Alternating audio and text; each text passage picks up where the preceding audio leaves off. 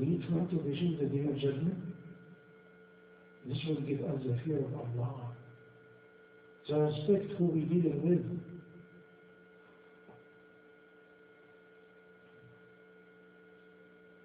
You see, we have to live between two things: fear of Allah and loving Allah. One scholar, his name is Eman rahmatullah alayhi, he described it as a bird. It flies with two wings. Can a bird fly with one wing? No, it will fall down. Similar, human being, he needs two wings. What is the two wings to make us fly and go to the right path?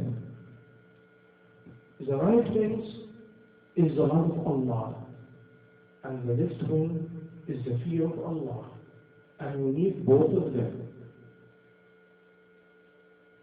If you have love of Allah only and you do not fear of Allah, Shaitan will come and tell you, Allah love you, don't worry about it. You do not have to do that. You do not have to do this. You are already rich. You love Allah.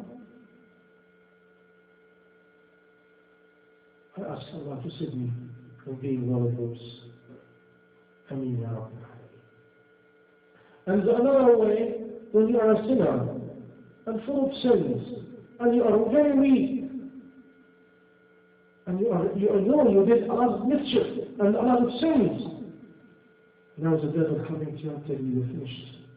You have hellfire anyway. Nothing you can do about it. And for this, the devil will make you forget the mercy of Allah. He make you forget the door of repentance. He make you forget Allah is a loving one. By this way, we need love of Allah and we need the fear of Allah. Without them, we cannot continue. Whoever wants to keep going, and we want to talk about love of Allah and fear of Allah, you keep going.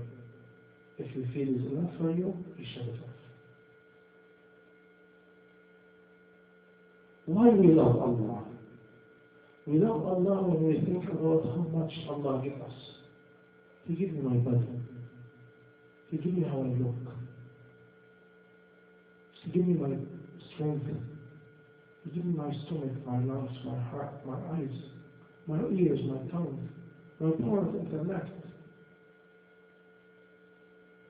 His gifts is humongous, and we cannot account it. We cannot account the gift and giving by Allah to mankind unto us. And if you try to calculate the ni'mah and the gift of Allah, you cannot account it. And if you don't believe me, go to any hospital. You will see how many people is worse than you. Go to any poor people, you will see how many people are worse than you. Always you will find out how many people are worse than your condition. But always Shaitan makes us believe we are in a worse condition, and we will not. It is only by the devil, only by Satan. We do not have a bad condition. We just have a trial. And if we go to Allah, Allah will open the vision to us how we can pass it.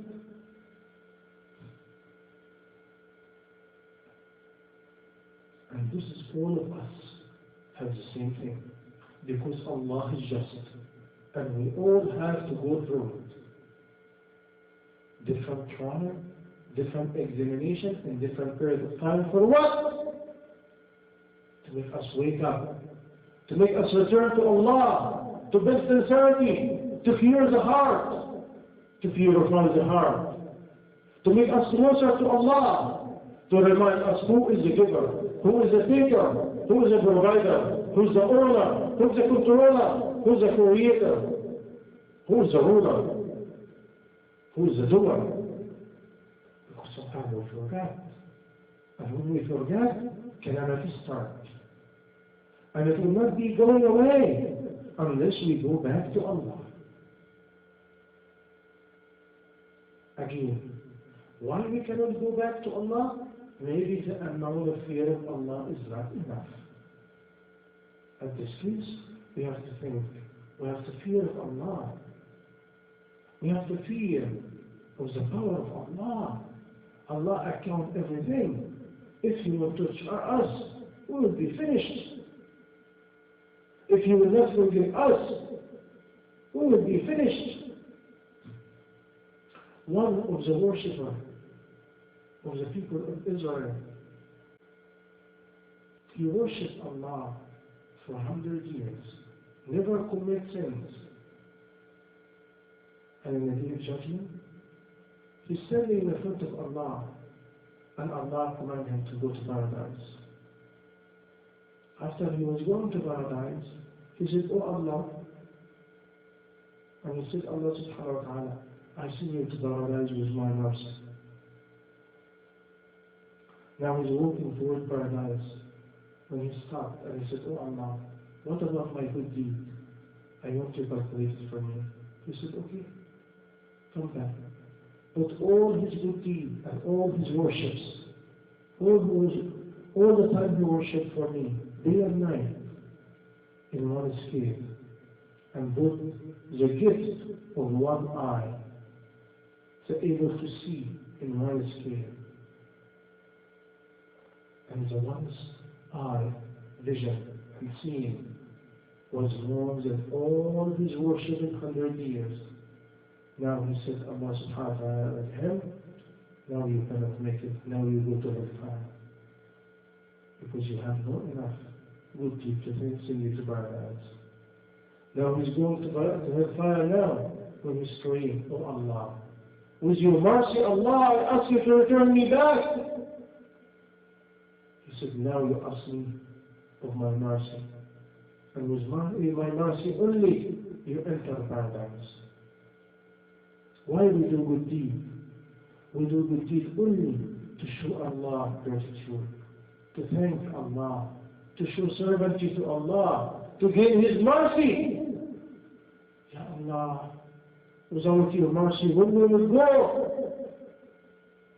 Aisha radiallahu anha, she said, "Ya Rasulullah, we enter paradise with our mercy or with our deeds?" So Prophet ﷺ replied, "No, Aisha, with the mercy of Allah." She said, "What about you, Ya Rasulullah?" The most elevated mankind in earth, the most elevated creature and creation in the earth by Allah. He replied, he said, "Even me, Ya Aisha, if Allah will not shower me with mercy, I cannot enter paradise." Ya Allah, Ya Allah, do not deny us your mercy, Ya Allah. This is why, my brother and sister in Islam, we have to cure our heart. We have to wake up from the umbrella of arrogance, because arrogance and jealousy and greed and selfish is blind, and blind will not allow you to watch. You will not allow you to hear. You will not allow you to understand. You will not allow you to comprehend. What you will do? You call Allah. You ask Allah. You ask Him for His mercy. To open your heart. Open a channel. Open a channel.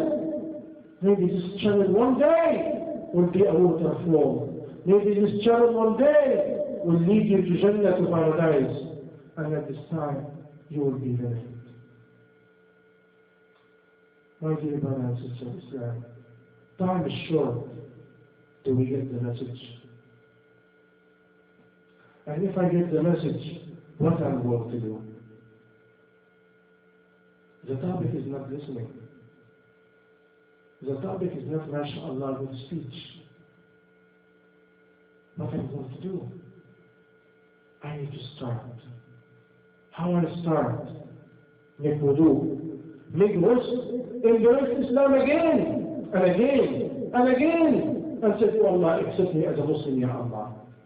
Make me surrender to you, Ya Allah. Make me submit to you, Ya Allah. Give me sincerity, Ya Allah. Give me vision, Ya Allah. Give me life, Ya Allah. Purify my heart, Ya Allah.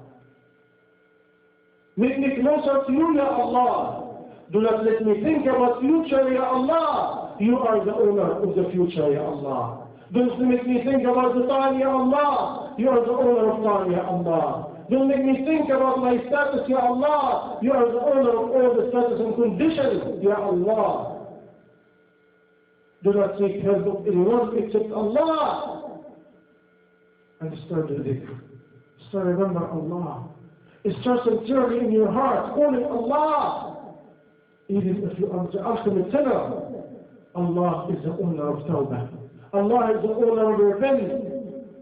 Allah, He loves those who repent.